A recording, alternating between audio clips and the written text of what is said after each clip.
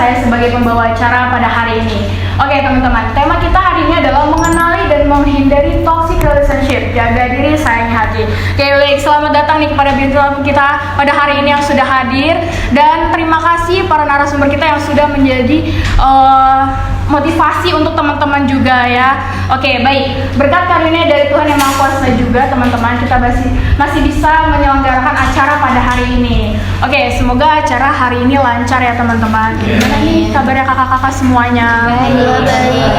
Wah, semoga selalu dalam kondisi yang terbaik ya teman-teman. Oke, sebelum kita berbincang-bincang, lebih baik kita perkenalan diri dulu ya teman-teman. Oke, di sini ada Kak Julia Yuliana dan ada Mutiara Indri juga.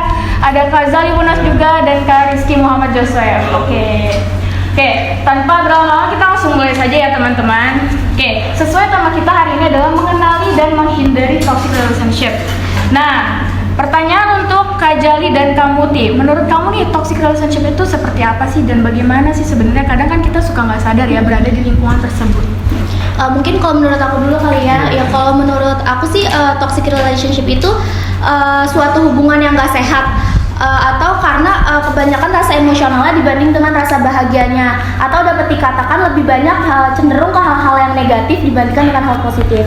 Kalau untuk cara menyadarinya mungkin kita bisa lihat dari tingkah lakunya sih, entah kita udah merasa nggak dihargain atau diremehin, atau kita tuh juga udah merasa kayak tertekan dalam situasi tersebut. Nah itu tuh lama-lama tuh kita bakal sadar bahwa kita tuh ada di ruang lingkup itu toxic relationship gitu sih kalau menurut aku. Berada di lingkungan yang tidak sehat ya, berarti sadar. Oke, baik. Untuk Kak Jali sendiri bagaimana nih menurut Kak Jali? Ya, mungkin. Jadi toxic relationship itu kan banyak ranahnya ya. Iya, betul. Keluarga, teman atau pasangan.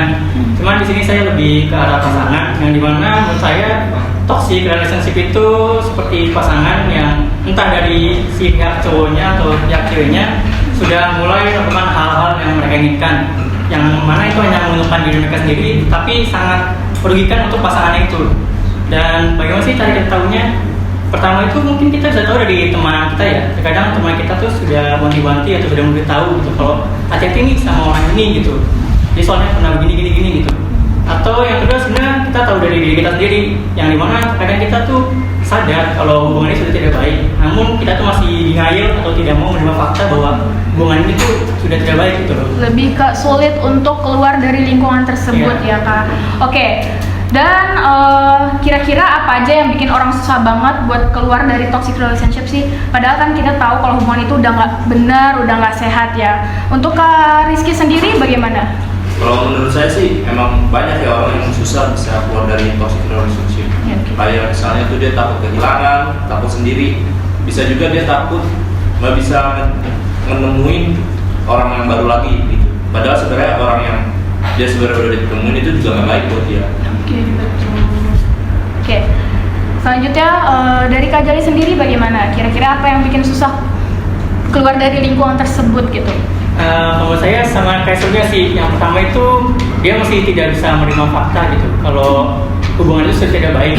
Yang kedua itu terkadang si pelakunya ini suka menahan si korban itu supaya untuk tetap sama dia dengan alasan kayak janji dia bakal jauh lebih baik ke depannya, janji dia bakal berubah. Iya, betul. Padahal itu cuma omong kosong belakang gitu. Dan akhirnya si korban pun merasa kayak oh yaudah dia mau berubah, oh yaudah pas ini cuma sebentar aja kok.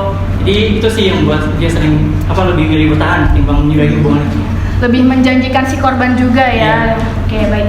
Nah, kalau kita udah sadar nih di hubungan yang toksik, menurut langkah paling aman buat keluar dari situasi tersebut itu seperti apa sih menurut Kak Julia sendiri gimana? Kalau menurut aku sih jalanin aja sampai capek. Misalnya kalian udah capek itu pasti bakal bisa keluar sih menurut aku. Kalau aku gitu misalkan kalian masih sayang pun, misalkan dari hubungan pasangan ya, kalau misalnya masih sayang pun, kalau misalnya kalian belum capek ya terus-terusan kayak gitu, terus-terusan di lingkungan toksik ya, terus-terus di lingkungan toksik. Tapi kalau kalian udah capek, udah di fase yang benar-benar capek banget, udah nggak bisa ngertiin apa, udah mikir dengan egonya masing-masing, udah capek, itu udah pasti selesai gitu sih menurut kamu sendiri nih bagaimana?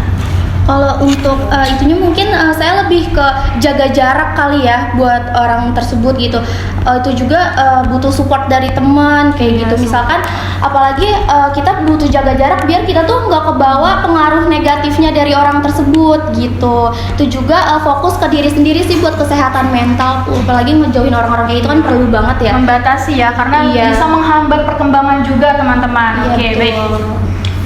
Dan menurut Kak Julia dan Kak Rizky sendiri, kalau kita berada di lingkungan yang toksik atau berhadapan dengan orang-orang yang berperilaku toksik, bagaimana sih kalian cara menyikapinya? Dari saya dulu ya. Boleh. Kalau menurut saya sih emang susah ya buat keluar dari toxic relationship itu. Terus kalau bisa sih kita menghindari orang tersebut, terus kayak bahkan kita harusnya berhenti berkomunikasi dengan orang tersebut. Terus saya punya saran buat teman-teman yang lain, apalagi buat orang yang kayak enakan, harus berani lebih tegas ngomongin, ya lebih tegas buat harus berani ngomong tidak kata kita, kayak gitu. Ya kalau menurut aku sama sih, kayak kalau kita sebagai orang yang gak enakan mungkin emang susah banget kayak bawaannya gak enak terus hati ya, terlalu gak enak hati, banyak juga orang ya gitu. Satu-satunya menurut aku ngerubah diri, ngerubah sikap, kayak lebih apa sih namanya, lebih tegas, lebih kata enggak gitu. Kan biasanya kalau orang-orang yang gak enakan gitu susah banget ngomong enggak gitu kan. Lebih mengutamakan diri sendiri ya. Oke. Nah, untuk kakak-kakak semuanya nih, bagaimana kamu memotivasi diri sendiri saat terjebak di lingkungan tersebut? Oke, silakan dari Kak Rizky dulu mungkin. Kalau dari saya sih, kita harus sadar dulu nih kita ada di situasi toxic relationship. Begitu setelahnya itu kita harus cari kegiatan yang bisa membuat diri kita lebih baik lagi gitu. Terus berhenti komunikasi dengan orang tersebut, kayak gitu sih. Kalau dari saya sendiri itu mungkin yang pertama kita bisa minta bantuan ya, atau saran buat teman, keluarga, atau siapapun yang kalian percaya gitu. Lalu sama seperti kata Kak Yusuf, kalau kita tuh mulailah cari kegiatan gitu, atau targetkan tujuan hidup kita mau kemana gitu, agar kita punya kegiatan yang positif. Karena jika kita tidak melakukan kegiatan dan hanya berdiam diri saja di rumah, itu akan menimbulkan rasa bosan yang akhirnya akan menimbulkan pikiran-pikiran yang negatif. Dan akhirnya malah menambah mental down gitu loh. Rusak pikiran juga ya kalau kita tetap stuck di lingkungan tersebut tanpa melakukan apa-apa. Jadi makanya cari kegiatan gitu, supaya itu kan nanti juga akan berguna juga kan untuk kita depannya. Jadi ya sebenarnya itu sih, cari kegiatan sama mulai lakukan aktivitas lainnya gitu. Ya, kalau menurut aku sih ini buat di ruang lingkup pekerjaan kali ya, mungkin lebih fokus ke tujuan sama tugas apa yang kita ingin lakukan. Terus juga lebih perbanyak me time biar bisa meningkatkan work of balance-nya. Juga melakukan hal apa yang kita suka, selalu berpikir positif dan menjaga kesehatan mental emosional. Itu sih yang paling penting sih, yang terakhir gitu. Kalau menurut aku sendiri ya itu, aku ngerubah diri, ngerubah sikap, terus kayak menghindari dari orang-orang itu tersebut. Terus kayak jangan terlalu mikirin perasaan orang lah. Satu-satunya pikirin perasaan kita dulu kayak gimana. Gitu sih menurut aku. Mencari kegiatan yang lebih positif agar kita juga berkembang dan tidak stuck di situ aja ya teman-teman.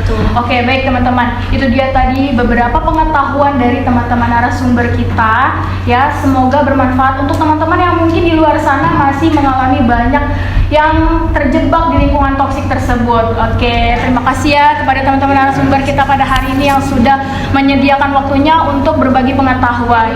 Oke, baik teman-teman, tidak terasa kita sudah di penghujung acara hari ini. Oke, saya Khalifah selaku host pamit undur diri. Wassalamualaikum warahmatullahi wabarakatuh. Waalaikumsalam warahmatullahi wabarakatuh.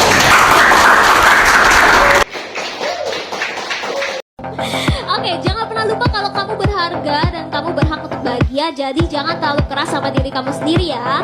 Selalu ingat kalau bumi punya banyak orang hebat, kamu salah satunya. Kapan terakhir kali